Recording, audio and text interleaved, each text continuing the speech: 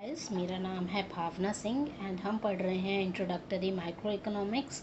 हमने अभी तक 2 चैप्टर स्टडी कर लिए हैं 11th क्लास के मॉड्यूल में, which is introduction and consumer equilibrium. हम 3rd चैप्टर पे हैं, विच इज़ डिमांड। डिमांड में भी हमने लास्ट लेक्चर में पढ़ा था मार्केट डिमांड क्या होती है, इंडिविजुअल डिमांड क्या कर्व कैसे बनता है, फंक्शंस पढ़े थे और स्केड्यूल पढ़ा था, demand function and demand schedule.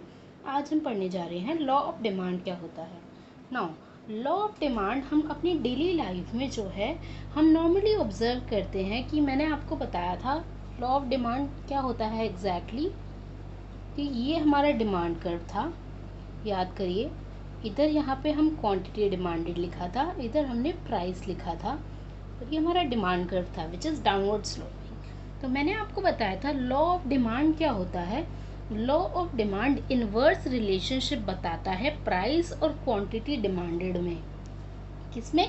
Price और क्वांटिटी डिमांडेड में। क्वांटिटी डिमांडेड जैसे जैसे बढ़ेगी वैसे वैसे प्राइस कम होगा।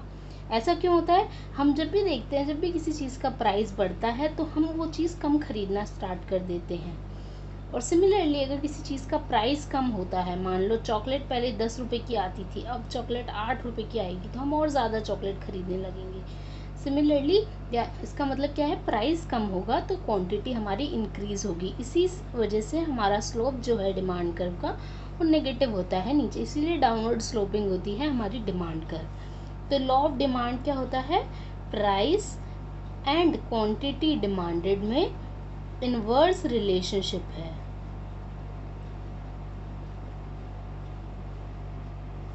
इसमें प्राइस में और क्वांटिटी डिमांडेड के अंदर। और ये कब होगा? जब अदर फैक्टर्स जो हमने डिमांड को पढ़ा था कि हमने डिमांड को कौन कौन से फैक्टर्स इफेक्ट करते हैं। तो प्राइस के अलावा जो अदर फैक्टर्स थे, income of the consumer, price of the substitute goods या कॉम्प्लीमेंट्री गुड्स यानी रिलेटेड गुड्स का क्या प्राइस था, और टेस्ट एंड प्रेफरेंसेस, इनकम, जब इन सब चीज़ों को अगर हम कांस्टेंट रखेंगे, इन सब चीज़ों को क्या रखेंगे? कांस्टेंट रखेंगे, और इनके बीच में इनवर्स रिलेशनशिप होगी तो हमारा लॉ ऑफ डिमांड कहलाया जाएगा। तो लॉ ऑफ डिमांड क्या होता है? Inverse relationship between price and quantity demanded keeping other factors constant. Other factors को कांस्टेंट रखकर। अब कांस्टेंट क्यों रखते हैं हम अदर फैक्टर्स को? वो इसीलिए रखते हैं, अगर हम किसी भी चीज़ में अगर हम प्राइस पे इफेक्ट देखेंगे तो हमें सिर्फ प्राइस पे इफेक्ट देखना है, बाकी चीज़ों पे इफेक्ट नहीं देखना क्या आ रहा है क्वांटिटी डिमांड प्राइस के चेंजेस का क्वांटिटी डिमांडेड पे ही देखना है। तो एक ही फैक्टर पे देखना है, तो हमें बाकी चीज़ों को तो कांस्टेंट रखना ही पड़ेगा ना, तभी तो हमें पता लगेगा कि सिर्फ इस पर क्या इफेक्ट पड़ रहा है या इस पर क्या इफेक्ट पड़ रहा है। तो यही चीज़ होती है, हमें अदर फैक्टर्स को, जो अदर फैक्टर्स डिमांड को इन्फ्लुएंस करते हैं, उन्हें हमें क्या रखना पड़ेगा? कांस्टेंट रखना पड़ेगा। और इसी चीज़ को constant, keeping other factors constant, इसी चीज़ को हम क्या कहते हैं? Keeping other factors constant. इस चीज़ के लिए एक टर्म होती है जिसको कहते हैं सेटेरिस पैरिबस।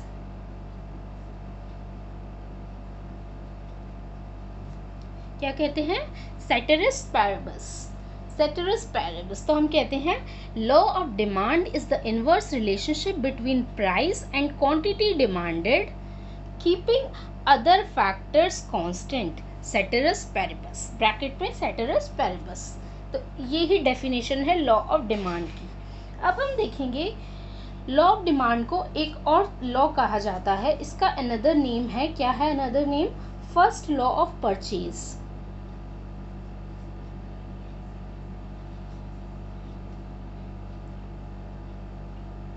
ऑल्सो अगर हम देखें तो एजम्पशंस क्या हुई लॉ ऑफ डिमांड की।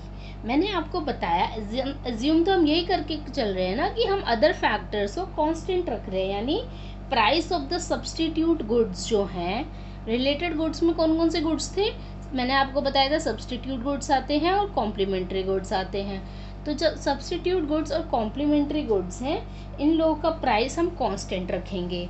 Income of the consumer, second assumption, पहली एजम्पशन क्या होगी? प्राइस जो सब्सटीट्यूट गुड का है ये हमारा कांस्टेंट रहेगा। फर्स्ट क्या है, price of the complementary goods हमारा कांस्टेंट रहेगा।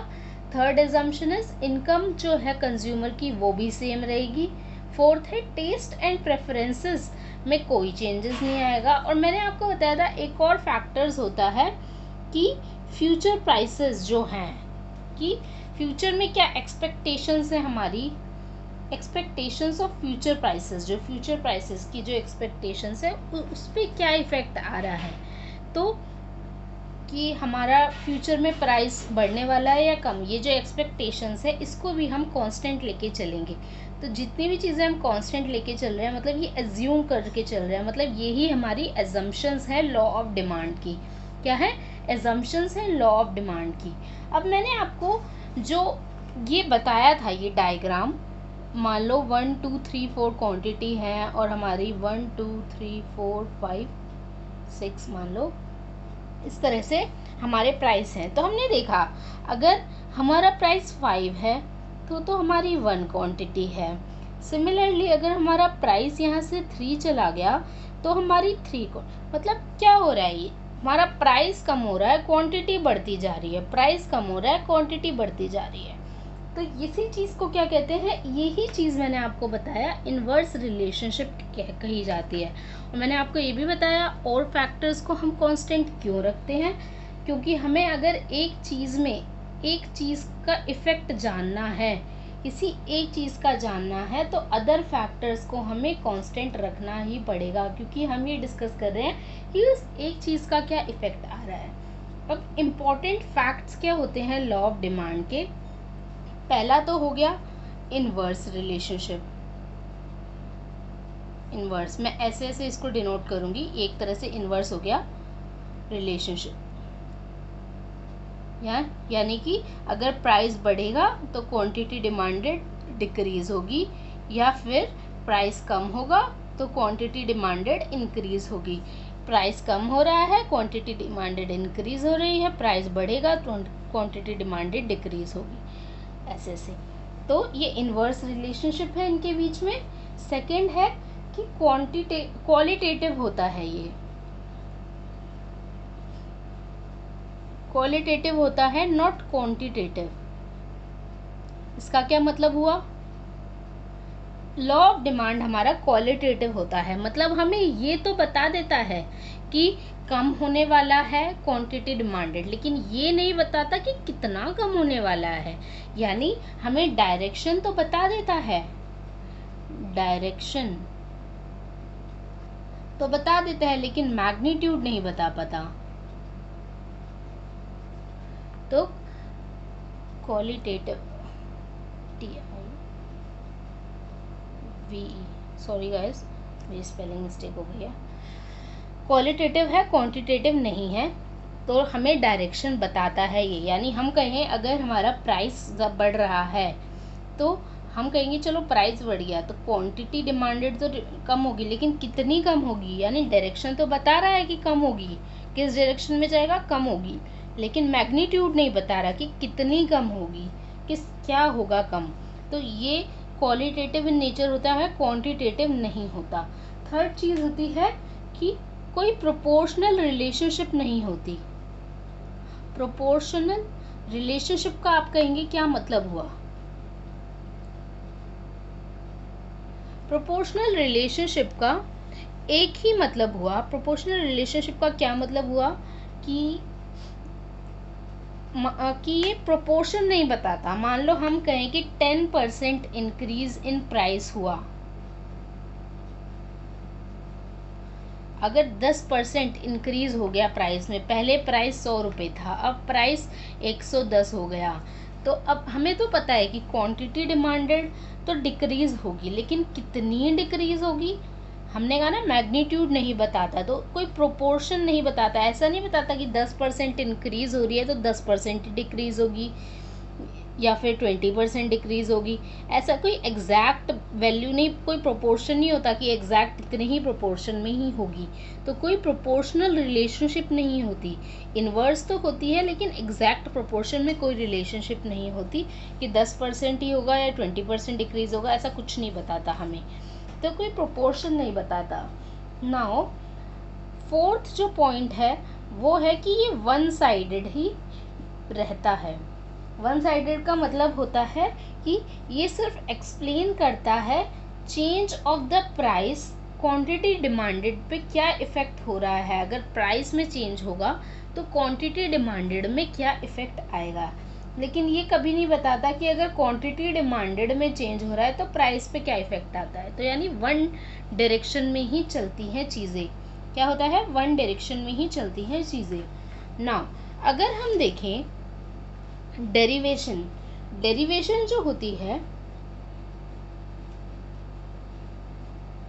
किसकी, लॉ ऑफ डिमांड की। अब मैंने आपको बताया लॉ ऑफ डिमांड क्या होता है। डिमांड किसी भी कमोडिटी की राइज करेगी, डिमांड तभी बढ़ेगी जब प्राइस उसके कम होंगी या फिर और कीपिंग अदर फैक्टर्स कांस्टेंट, या फिर डिमांड तभी कम होगी जब प्राइस इसके बढ़ेंगे। यानी इनवर्स रिलेशनशिप है, keeping the other factors constant. So ये ही लॉ ऑफ डिमांड है। अब ये इनवर्स रिलेशनशिप जो होती है वो कैसे डिराइव होती है, दो तरह से डिराइव होती है। किस तरह से, टू वेज। पहला वे है कि हमारी मार्जिनल यूटिलिटी अगर इक्वल टू प्राइस हो, क्या हो, marginal utility equal to price हो। एंड सेकंड होता है कि law of equi marginal utility, law of equi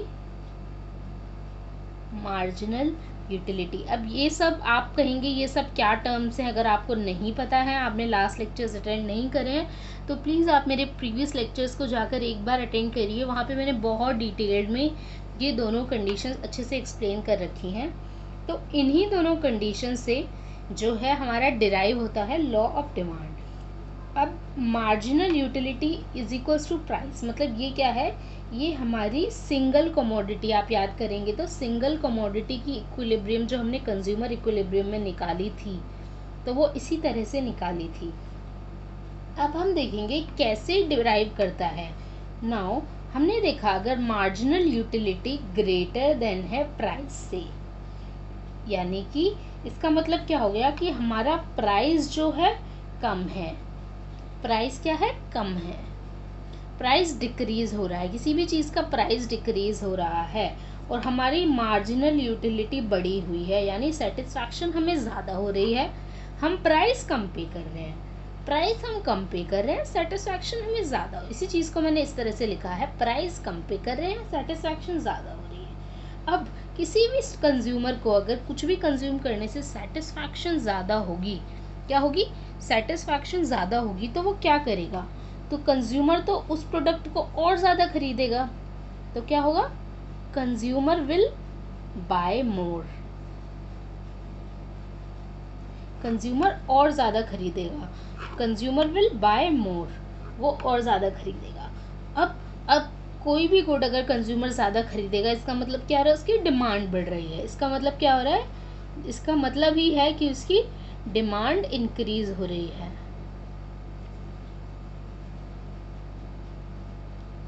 ये तो इसमें फर्स्ट कंडीशन थी, कंडीशन ए थी इस वाली में, और कंडीशन बी क्या होगी, कंडीशन बी है अगर मार्जिनल यूटिलिटी यानी सेटिस्फैक्शन हमारी कम है प्राइस से, तो क्या होगा, सेटिस्फैक्शन अगर हमारी कम है यानी प्राइस तो हमारा बढ़ा हुआ है और मार्जिनल यूटिलिटी हमारी कम है, प्राइस बढ़ा हुआ है, सेटिस्फैक्शन हमारी कम है, तो कंज्यूमर क्या करेगा, हमें कम सेटिस्फैक्शन मिल रही है तो कंज्यूमर तो कम खाना शुरू करेगा ना वो चीज़, अगर कि किसी चीज़ में वो पैसे ज़्यादा लगाया जा रहा है और उसको सेटिस्फैक्शन मिल नहीं रही तो वो कम खर्चा करेगा उस चीज़ पे।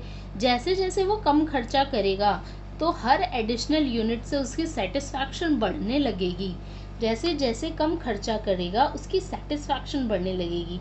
फॉर एग्ज़ाम्पल मैं आपको कहूँ कि आप एक चॉकलेट खा लीजिए, एक चॉकलेट आपने खा ली, 2 चॉकलेट खा ली, 3 चॉकलेट खा ली, हर चॉकलेट का प्राइस तो बढ़े जा रहा है, और आपको सेटिस्फैक्शन नहीं हो रही। सेटिस्फैक्शन क्या, प्राइस जो है बढ़े जा रहा है, सेटिस्फैक्शन जो है आपको मार्जिन यूटिलिटी मतलब एडिशनल सेटिस्फैक्शन, हर एक और चॉकलेट खाने से आपको सेटिस्फैक्शन नहीं हो रही, तो आप कहोगे यार मैं पैसा तो पे कर रहा हूँ, मेरे को अच्छा तो लग नहीं रहा, मेरे को मज़ा तो आ नहीं रहा चॉकलेट खाने में, तो आप क्या करोगे, आप चॉकलेट खाना कम कर दोगे। आप कम कर, तो ऑब्वियसली अगर आप पहले 5 चॉकलेट खा रहे थे, अगर आप पहले 5 चॉकलेट खा रहे थे और अब आप 3 चॉकलेट खाओगे, तो आपको 3 चॉकलेट में ज़्यादा सेटिस्फैक्शन मिलेगी। आप कहोगे चलो यार अब ज़्यादा सेटिस्फैक्शन मिल रही है मुझे, यानी आप तब तक डिक्रीज करोगे अपनी कंजम्पशन जब तक आपकी सेटिस्फैक्शन प्राइस के इक्वल नहीं आ जाती, जब तक आपकी सेटिस्फैक्शन जो है प्राइस के इक्वल नहीं आ जाती।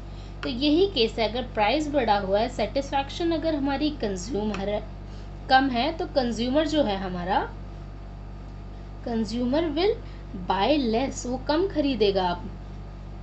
और जब जैसे जैसे वो कम खरीद रहा है, तो ऑब्वियसली किसी भी चीज़ को अगर हम कम खरीद रहे हैं तो उसकी डिमांड यानी क्या हो रही है, हमने जो डिमांड किया वो कम हो रही है, डिमांड डिक्रीजेस। इस दोनों से आपको क्या समझ आया, इस दोनों से तो यही समझ आया ना कि प्राइस कम होगा तो डिमांड इंक्रीज करेगी, प्राइस बढ़ेगा तो डिमांड डिक्रीज करेगी, यही तो था। प्राइस कम होगा तो डिमांड इंक्रीज करेगी, प्राइस बढ़ेगा, प्राइस कम होगा तो डिमांड बढ़ेगी, प्राइस बढ़ेगा तो डिमांड डिक्रीज होगी, यही तो था इसमें। इसी तरह से ये लॉ ऑफ डिमांड जो है हमारा अराइव हो गया, हमने डिराइव कर लिया लॉ ऑफ डिमांड को यहाँ पर। अब दूसरी कंडीशन से लॉ ऑफ डिमांड को कैसे डिराइव करेंगे, अब मैंने आपको लास्ट वीडियोस में समझाया हुआ है law of equi marginal utility क्या होता है। Law of equi marginal utility होता है, इसके अंदर 2 कंडीशन आती हैं। पहली कंडीशन जो होती है वो होता है मार्जिनल यूटिलिटीज़ और जो प्राइसेस हैं 2 कमोडिटीज़ की, यानी प्राइसेस ऑफ एक्स की, इनकी जो रेशियो होगी, मार्जिनल यूटिलिटी ऑफ एक्स पहली कमोडिटी है, प्राइस ऑफ एक्स उस चीज़ का जो प्राइस है, इनका रेशियो जो है इक्वल होना चाहिए दूसरे वाली गुड की मार्जिनल यूटिलिटी और प्राइस की रेशियोज के, दूसरे वाले गुड की मार्जिनल यूटिलिटी और प्राइस की रेशियो से इक्वल होना चाहिए। पहली कंडीशन ये है, और दूसरी कंडीशन क्या है, दूसरी कंडीशन है कि हमारी marginal utility falls as consumption increases.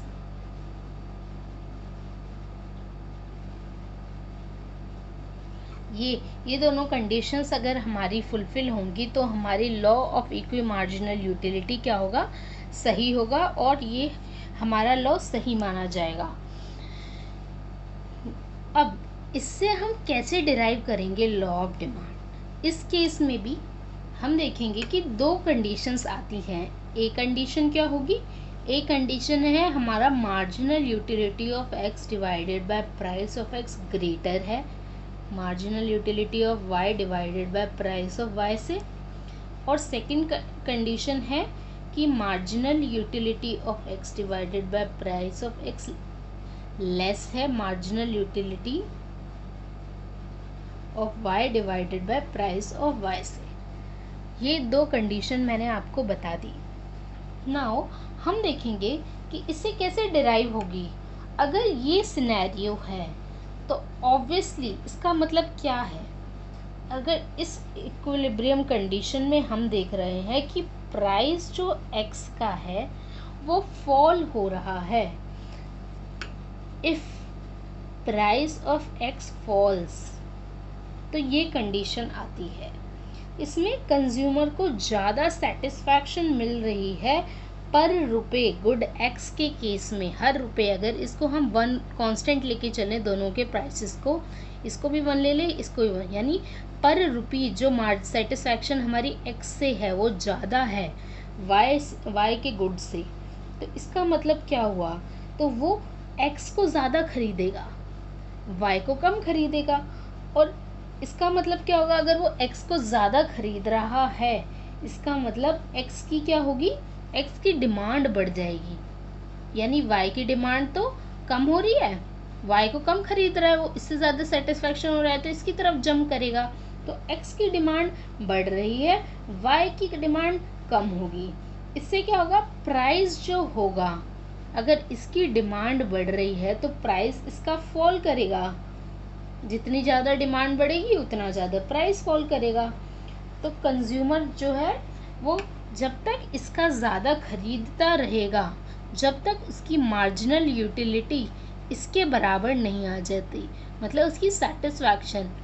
देखो यहाँ पे हो क्या रहा है एग्जैक्टली, आप ये देखेंगे इस चीज़ के अंदर जो प्राइस अगर हम कांस्टेंट रख लें, यानी एक्स गुड, यानी मान लो ये चॉकलेट है, चॉकलेट से हमें ज़्यादा सेटिस्फैक्शन मिल रही है, टॉफ़ी से कम मिल रही है, तो कंज्यूमर क्या करेगा, चॉकलेट ज़्यादा खरीदने लगेगा, चॉकलेट ज़्यादा खाने लगेगा। और टॉफ़ी नहीं खा रहा, वो कम खा रहा है, अब वो टॉफ़ी कम खा रहा है, जितनी ज़्यादा चॉकलेट खाता रहेगा तो उसका मन भरने लगेगा चॉकलेट खाने से। तो अब वो चॉकलेट की जो डिमांड हो रही है, उसकी जो चॉकलेट की डिमांड बढ़े जा रही है, उसको कम करने लगेगा। कम करने लगेगा मतलब क्यों, कहेगा या तो प्राइस फॉल होगा। अब वो कहेगा कि मैं चॉकलेट नहीं खाऊंगा, मैं कम चॉकलेट खाऊंगा, नहीं तो मेरी सेटिस्फैक्शन नहीं बन रही और मैं प्राइस ज़्यादा पे कर रहा हूँ। उसे ये लगेगा, कहेगा या तो प्राइस कम करो या तो मैं अपनी कंजम्पशन कम कर रहा हूँ, या तो प्राइस कम करो या मैं अपनी कंजम्पशन कम कर रहा हूँ। और वो कब तक कंजम्पशन कम करेगा, जब तक उसकी सेटिस्फैक्शन जो है इसकी सेटिस्फैक्शन के बराबर नहीं आ जाती। जब ये बराबर आ जाएंगी उसे लगेगा चलो ठीक है, अब मैं दोनों में सेम पैसा पे कर रहा हूँ और मेरी सेटिस्फैक्शन भी सेम आ रही है। यही केस होता है इस केस में। यहाँ पे उल्टा हो गया, बस यहाँ पे चॉकलेट की ज़्यादा सेटिस्फैक्शन, टॉफ़ी की ज़्यादा सेटिस्फैक्शन आ रही है, चॉकलेट की कम आ रही है सेटिस्फैक्शन। तो इस केस में क्या होता है, इफ़ प्राइस ऑफ एक्स जो है राइजेस,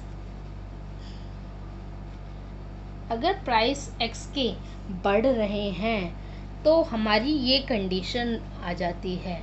क्या हो जाती है, ये कंडीशन आ जाती है। अब कंज्यूमर को क्या है, ज़्यादा सेटिस्फैक्शन मिल रही है पर रुपए वाई की गुड से एक्स के कंपैरिजन में, तो अब वो एक्स की कम कमोडिटी लेगा और वाई की ज़्यादा खरीदेगा। इसका मतलब डिमांड जो है कमोडिटी की प्राइस के हिसाब से ही वेरी करती है। उसने देख लिया कि प्राइस का एक्स वाले गुड का जो प्राइस है वो बढ़ रहा है, इसका प्राइस तो एक ही रुपये है और इसकी सेटिस्फैक्शन इससे ज़्यादा हो रही है, तो ऑब्वियसली वो इसको क्या करने लगेगा, वो एक्स को कम खरीदने लगेगा, वाई को ज़्यादा खरीदने लगेगा। इसका तो प्राइस भी ज़्यादा है, इसे सेटिस्फैक्शन भी नहीं मिल रही, क्या मतलब है ये। तो वो क्या करेगा, इसको कम खरीदेगा, इसको ज़्यादा खरीदेगा। अब इसको जैसे जैसे वो ज़्यादा खरीदेगा, हमें पता है law of diminishing marginal opportunity जो थी, लॉ ऑफ DMA यहाँ पे ऑपरेट करेगा। जितना ज़्यादा वो इस चीज़ को कंज्यूम करेगा, उसको लगेगा हर एडिशनल यूनिट से उसकी सेटिस्फैक्शन अब कम हो रही है, उसकी मार्जिनल यूटिलिटी कम हो रही है। तो अब वो जब तक कम करेगा अपनी वाई की, क्या, जब तक कम करेगा अपने वाई की कंजम्पशन को, जब तक वो इक्वल नहीं हो जाता एक्स की कंजम्पशन की। और यही है हमारा law of equi marginal utility. तो हमने देखा law of equi marginal utility से ही हमारी डिमांड भी पता लगती है। नाउ हमने डेरिवेशन ऑफ डिमांड देख लिया, लॉ ऑफ डिमांड कैसे निकालते हैं।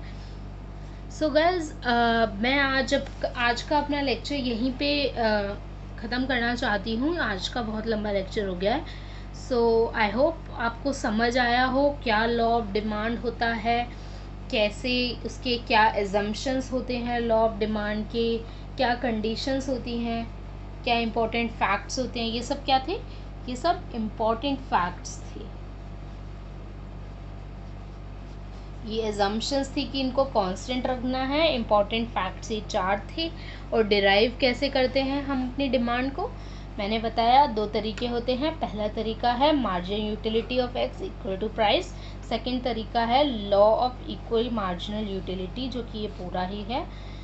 अब इसमें 2 कंडीशंस आती हैं हर किसी में, पहली कंडीशन, दूसरी कंडीशन।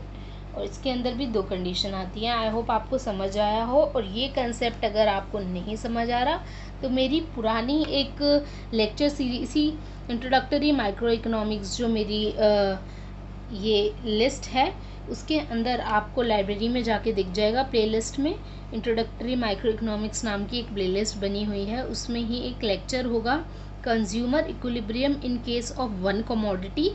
वन कमोडिटी का केस इस साइड का है, यानी marginal utility equal to price, and consumer equilibrium in case of 2 commodities के केस में law of equi marginal utility लगाया था मैंने। तो ये दोनों अलग अलग लेक्चर्स दिए हुए हैं, बहुत लंबे लंबे, वहाँ पे और डिटेल्ड तरीके से मैंने समझाया हुआ है। शायद आपको वहाँ से ज़्यादा इजी और जल्दी से समझ आए, थोड़ा सा टाइम ज़्यादा लगेगा बट और ज़्यादा अच्छे और इफ़ेक्टिव वे में समझ आएगी ये वाली चीज़। अगर इसका बेस समझ आ गया तो इसका डिमांड से आप अच्छे से रिलेट कर पाएंगे। आई होप आज का लेक्चर आपको समझ आया हो। Thank you so much for your time and consideration. Please take care, stay happy and stay healthy. All the best.